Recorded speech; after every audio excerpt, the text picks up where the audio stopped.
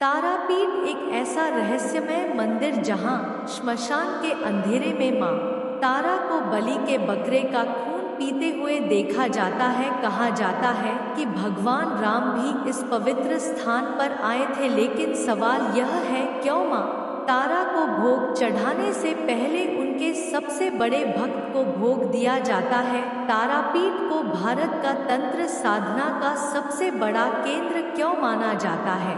इस मंदिर में क्या रहस्य छुपा है? नमस्कार दोस्तों, वेलकम टू थिंक टुडे। आज के वीडियो में हम भारत के सबसे प्राचीन तारापीठ मंदिर के छुपे हुए रहस्य को डिको करेंगे। एक ऐसी डॉक्यूमेंट वीडियो जिसे सुनने मात्र से आपको तारापीठ दर्शन का मानसिक लाभ जरूर मिलेगा। वेस्ट बंगाल के बीरभूम जिले में स्थित मां तारा का तारापीठ मंदिर, जहां विराजमान है मां उग्रतारा, तंत्र में 10 महाविद्याओं में से दूसरी महाविद्या कहा जाता है। मां तारा को उन्हें एक जटा और नील सरस्वती भी कहा जाता है। तारापीठ को महापीठ माना जाता है। जिंदगी में एक बार तारापीठ में मां तारा का दर्शन किए बिना जिंदगी जीना व्यर्थ चला जाता है। यहाँ मां तारा का पूजा तांत्रिक वामाचार्य पद्धति से होता है। तारापीठ तंत्र साधना के लिए पूरी दुनिया में सबसे ज्यादा प्रसिद्ध है। दुनिया के कोने कोने से तांत्रिक यहाँ तंत्र साधना के लिए आते हैं। यहाँ पशुबली, मदिरापान और भी विभिन्न प्रक्रियाओं के माध्यम से मां तारा को तुष्ट करके सिद्धि लाभ करते हैं। साधक साधारण 8 चाला डिजाइन का यह मंदिर दिखने में जितना सरल लगता है उतना है नहीं, बहुत रहस्य छुपा हुआ है इस मंदिर में। इस मंदिर के अंदर उत्तर की तरफ दीवारों में कुरुक्षेत्र युद्ध का घटना, भीष्म की तीरों की शैया और भी बहुत सुंदर कारीगरी दिखाई देती है। मंदिर के गर्भगृह में मां तारा का शिला मूर्ति ढका हुआ है एक आच्छादन से। उस आच्छादन को ही मातृ रूप का प्रतीक माना जाता है। यह विशेष शिला मूर्ति में मां तारा शिशु रूप में महादेव को स्तनपान करवा रही हैं। तारापीठ मंदिर के पास प्रेतशिला नामक एक जगह है, जहां लोग अपने पितरों की आत्मा की शांति के लिए पिंड दान करने आते हैं। मान्यता है यहाँ भगवान राम ने भी अपने पिता का पिंड दान किया था। मां तारा चतुर्भुज और मुंडमाला धारण की हुए हैं। देवी के मस्तक पर एक विशेष सिंदूर का टीका लगाया जाता है और उस सिंदूर के टीके के लिए भक्तों की भीड़ लगती है। तारापीठ मंदिर में महादेव को चंद्रचूड़ रूप में पूजा जाता है। कौशिकी अमावस्या के दिन सबसे ज्यादा भक्त मां तारा के दर्शन के लिए तारापीठ मंदिर आते हैं। तारापीठ मंदिर के पास से दरोका नदी बहती है, जहां अद्भुत तरीके से सभी नदियां उत्तर से दक्षिण की ओर बहती हैं, जबकि दरोका नदी दक्षिण से उत्तर की ओर बहती है। यह नदी और काशी का गंगा सिर्फ यही 2 नदियां हैं जो दक्षिण से उत्तर की ओर बहती हैं। मंदिर के पश्चिम की ओर है तारापीठ का महाश्मशान। लोगों का मानना है कि यह मंदिर 51 शक्ति पीठों में से एक है, जहां मां सती का त्रिनेत्र गिरा था। लेकिन इस मंदिर का नाम देवी पुराण की 51 शक्ति पीठों की सूची में नहीं मिलता। मां तारा तारापीठ में कैसे प्रकट हुई और तारापीठ का इतिहास क्या है? कहा जाता है कि जब समुद्र मंथन के दौरान भगवान शिव ने हलाहल विष का पान किया था, तब महादेव दर्द से व्याकुल हो उठे थे। मां तारा ने महादेव का यह कष्ट देखकर मातृ रूप में महादेव देव को अपनी गोद में उठाकर स्तनपान करवाया, जिससे महादेव का दर्द दूर हुआ। यही रूप मां तारा का उग्र रूप माना जाता है और इसी उग्र रूप की शिला मूर्ति तारापीठ में स्थित है। मां तारा को सबसे पहले जागृत किया था ब्रह्मा के मानस पुत्र ऋषि वशिष्ठ देव ने। वशिष्ठ देव ने 1000 सालों तक देवी तारा की तपस्या की और जब मां का दर्शन प्राप्त नहीं कर सके, तब उन्होंने मां तारा के बीज मंत्र को श्राप दिया, आज के बाद इस मंत्र से कोई भी माँ तारा का दर्शन प्राप्त नहीं कर पाएगा। तब माँ तारा ने वशिष्ठ देव को सपने में आकर बताया, तुम्हें मेरी साधना और पूजा पद्धति का ज्ञान नहीं है। अगर तुम मेरी साधना सही पद्धति से करना चाहते हो तो तुम्हें महाचीन के तिब्बत की तरफ अग्रसर होना होगा। वहां जाकर तुम्हें मेरी पूजा पद्धति के बारे में पता चलेगा और तब तुम मेरा दर्शन प्राप्त कर पाओगे। माँ तारा के आदेश अनुसार ऋषि वशिष्ठ देव ने महाचीन के तिब्बत पर्वत की तरफ अग्रसर होकर वहां भगवान विष्णु के अवतार बुद्ध से मिले। भगवान बुद्ध ने वशिष्ठ देव को माँ तारा का नया बीज मंत्र दिया और मद मास मत्स्य मदिरा मैथुन पंचमकार के सहायक से ऋषि वशिष्ठ को साधना विधि सिखाई। तब ऋषि वशिष्ठ देव ने जाना कि बकेश्वर मंदिर के ईशान कोण से होकर बद्रीनाथ धाम के पूर्व दिशा में दारोका नदी के पूर्व तट पर सफेद सिमुल वृक्ष के नीचे वशिष्ठ देव की आराध्य देवी माँ तारा विराजमान है। ऋषि वशिष्ठ देव उसी सिमुल वृक्ष के नीचे फिर से तपस्या शुरू करते हैं और इस बार माँ उन्हें दर्शन देती हैं। माँ ने उनसे वर मांगने को कहा, लेकिन ऋषि वशिष्ठ देव ने कहा, मेरा जीवन धन्य हो गया है, मुझे और कुछ नहीं चाहिए। तब माँ तारा ने कहा, तुम्हारे नाम को अमर करने के लिए मैं आशीर्वाद देता हूँ।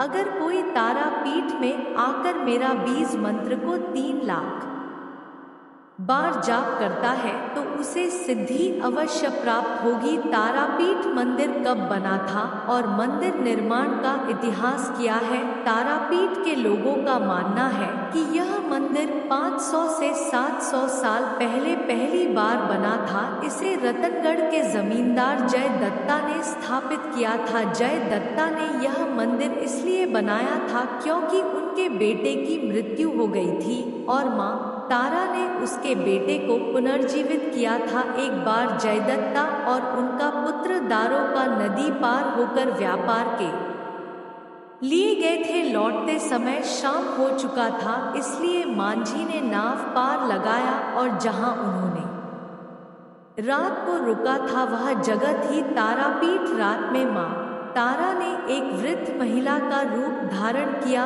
और जयदत्ता से भिक्षा मांगने आई, लेकिन जमींदार जयदत्ता ने माँ तारा को अपमानित किया और भगा दिया और उसी रात उनके एक मातृपुत्र को सांप ने काट लिया और उसकी मृत्यु हो गई। अब अगले दिन सुबह जब जयदत्ता एक तालाब के पास से गुजर रहे थे तो उन्होंने देखा कि मछुआरे मरी हुई मछलियों को तालाब में धो रहे थे। आश्चर्य की बात थी कि वो मछलियां फिर से हिलने लगी और जीवित हो गई। यह घटना जमींदार को माँ तारा की शक्ति का एहसास दिलाने वाला था और उनके मन में श्रद्धा की लहरें उठने लगी। यह देखकर जयदत्ता ने उस तालाब से पानी लेकर अपने बेटे के मुंह पर डाल दिया और चमत्कारिक रूप से उनका बेटा जीवित हो गया। उसके बाद से उस तालाब का नाम पड़ा जीवन कुंड और तब से आज तक इस तालाब के पानी को बहुत ही पवित्र माना जाता है। इस घटना के बाद जयदत्ता ने पहली बार दारोका नदी के तट पर माँ तारा का मंदिर बनवाया, लेकिन यह मंदिर ज्यादा समय तक टिक नहीं सका क्योंकि नदी में बाढ़ आने के कारण यह मंदिर नष्ट हो गया। इसके बाद दूसरी बार लगभग 1743 साल के आसपास मंदिर को दूसरी बार निर्माण किया राम जीवन राय चौधरी ने और अभी वर्तमान का जो तारापीठ मंदिर है इसे बनाया था मल्लारपुर के जमींदार जगन्नाथ राय ने 15 अप्रैल 1818 को। तारापीठ के महाशमशान का इतिहास क्यों इसे तंत्र हब कहा जाता है? तारापीठ मंदिर के पश्चिमी तरफ स्थित है महाशमशान, जिसकी अतीत की भव्यता और सुनसानपन अब केवल एक कहानी बनकर रह गया है। यह शमशान घाट शहर के एक कोने में नदी के किनारे घने जंगल से घिरा हुआ है। तारापीठ तारापीठ का महाशमशान इस शक्तिपीठ का एक अभिन्न अंग है। तारापीठ के लोगों के अनुसार अमावस की रात कभी कभी देवी इस शमशान के अंधेरे में बलि के बकरे का खून पीते हुए दिखाई देती है। तंत्र साधकों का मानना है कि कंकाल और शमशान देवी को विशेष प्रिय है। देवी की सभी तस्वीरों में उन्हें शमशानवासी के रूप में दिखाया गया है, इसलिए सभी तंत्र साधक इस स्थान को साधना स्थल के रूप में चुनते हैं। यहाँ कई साधु नियमित रूप से निवास करते हैं। शमशान में बहुत से जटाधारी साधुओं के दर्शन होते हैं जो बरगद के पेड़ की छांव में अपनी कुटिया बनाकर रहते हैं। इन कुटिया की दीवारों में हिंदू देव देवियों की तस्वीरें और गंधमालाएं सजाई होती हैं। कुटी के प्रवेश द्वार के पास अक्सर एक खोपड़ी, त्रिशूल और नर कंकाल रखा होता है। साधकों का कहना है कि कुमारी लड़की और आत्महत्या करने वाले पुरुषों के शरीर से बहुत प्रकार की साधना होता है। यहाँ ऋषि वशिष्ठ का पंचमंडी आसन भी है, जहाँ बैठकर उन्होंने साधना की थी और माँ तारा का दर्शन प्राप्त किया था। पंचमंडी आसन के पास ही साधक बामा खेपा का समाधि स्थल है। साधक बामा खेपा ने भी इसी पंचमंडी आसन में बैठकर तंत्र साधना की थी और माँ तारा को तुष्ट करके उनका दर्शन प्राप्त किया था। यहाँ का पंचमंडी आसन आज भी जागृत है। अगर कोई साधक इस आसन में बैठता है तो उसकी पूरी शरीर में जलन होने लगता है और वह साधक पागल भी हो सकता है। अगर वीडियो पसंद आ रहा है तो प्लीज एक लाइक कर देना। पंचामुंडी आसन क्या है? पंचामुंडी आसन एक अत्यंत शक्तिशाली तांत्रिक आसन है जिसे 5 खोपड़ से बनाया जाता है। इसे तैयार करने के लिए पहले 5 खोपड़ लगता है। एक चांडाल की खोपड़ी, चांडाल वह होता है जो शवों का अंतिम संस्कार करता है। लोमड़ी की खोपड़ी, लोमड़ी को उसकी चतुराई के लिए जाना जाता है, इसलिए उसकी खोपड़ी का इस्तेमाल किया जाता है। नेवले की खोपड़ी ने अपनी तेजी के लिए जाना जाता है, इसलिए उसकी खोपड़ी का उपयोग किया जाता है। सांप की खोपड़ी, क्योंकि सांप बहुत क्रूर और निर्दय होता है। बंदर की खोपड़ी, क्योंकि बंदर को ब्रह्मज्ञानी माना जाता है, इसलिए बंदर की खोपड़ी का पंचामुंडी आसन में उपयोग होता है। पंचामुंडी आसन कैसे और कहाँ बनाया जाता है? पंचम आसन को अमावस्या की रात को रात के 12 बजे स्थापित किया जाता है।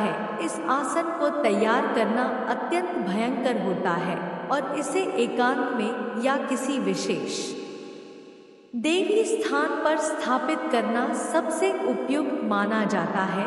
इसलिए तारापीठ, कोलकाता के कली घाट और कामरूप, कामाख्या जैसे प्राचीन और पवित्र देवी स्थलों में पंचम मुंडी आसन स्थापित है। तारापीठ मंदिर की प्रसिद्धि का कारण मां तारा के साथ उनके सबसे बड़े भक्त साधक बामा खेपा भी है।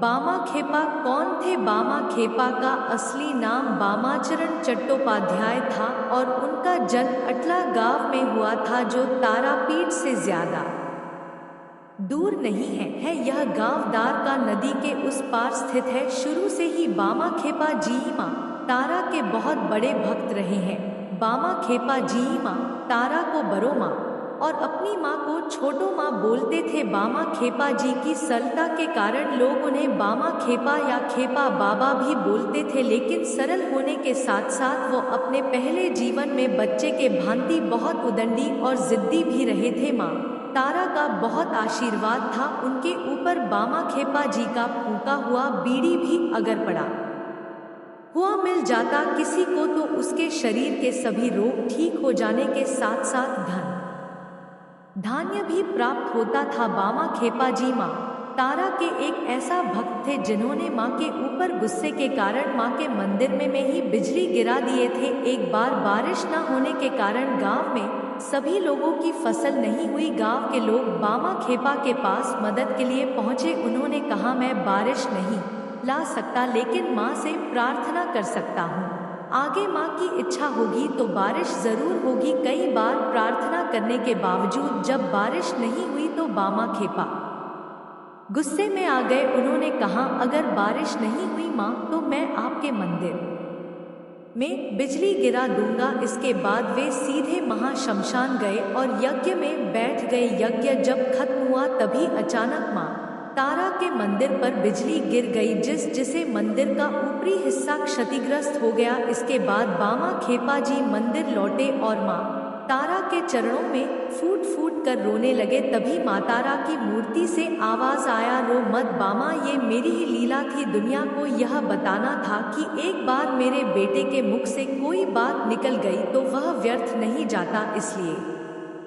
मैंने ही तुम्हारे मुख से बिजली गिराने की बात लाई थी। उसके बाद लगातार 2-3 दिन तक भारी बारिश हुई। क्यों माँ तारा का पूजा होने से पहले बामा खेपा जी को भोग दिया जाता था। एक बार बामा खेपा जी, जो कि बहुत उद्दंडी और जिद्दी थे, उनको एक बार बहुत भूख लगने के कारण माँ तारा से भोजन मांगा। माँ तारा ने उनसे कहा, मंदिर में भोग रखा हुआ है, जाओ और खा लो। बामा खेपा जी मंदिर जाकर भोग खा लिए, लेकिन तब माँ तारा की पूजा नहीं हुई थी। यह देखकर मंदिर के पुरोहित और बाकी सभी लोग जाकर बामा खेपा जी को बहुत पीटे, पीट कर उन्हें आध मरा कर दिया और तारा पीठ के स्मशान में जाकर फेंक दिया। बामा खेपा जी 3 दिन तक होश में नहीं थे। तब माँ तारा ने वहां की रानी के सपने में आकर दर्शन दिए। माँ के शरीर से रक्त गिर रहा था और बहुत जगह चोट के निशान थे। माँ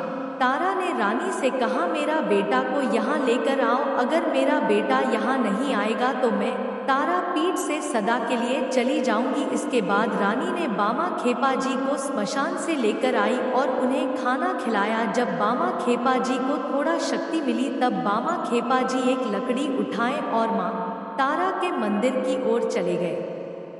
मंदिर के दरवाजे पर लात मारी और माँ को गालियां देने लगे, अरे वो चंडालिया थी, मैंने तो आपसे बोलकर ही भूख खाया था, फिर भी मुझे मार क्यों पड़ी, मेरी गलती क्या थी। और बहुत जोर जोर से आवाजें आ रही थी मंदिर से। तभी मंदिर का दरवाजा एकदम से बंद हो गया। बामा खेपा जी की चीख आ रही थी, ऐसा लग रहा था कि बामा खेपा जी को पिटा जा रहा है। माँ तारा ने बामा खेपा जी को बहुत पीटा और जब दरवाज़ा खुला तो बामा खेपा जी के पूरे शरीर में से मार के निशान थे। इस मार के परिणाम स्वरूप बामा खेपा जी एकदम से शांत हो गए। उनका वो राग, गुस्सा सब चला गया। इसके बाद ना उन्होंने कभी किसी को गाली दी, ना उनसे कभी किसी ने व्यवहार किया। अगर आपको तारापीठ की यह डॉक्यूमेंट्री पसंद आई हो तो हमारे चैनल को सब्सक्राइब करें। वीडियो देखने के लिए धन्यवाद। जय मां तारा।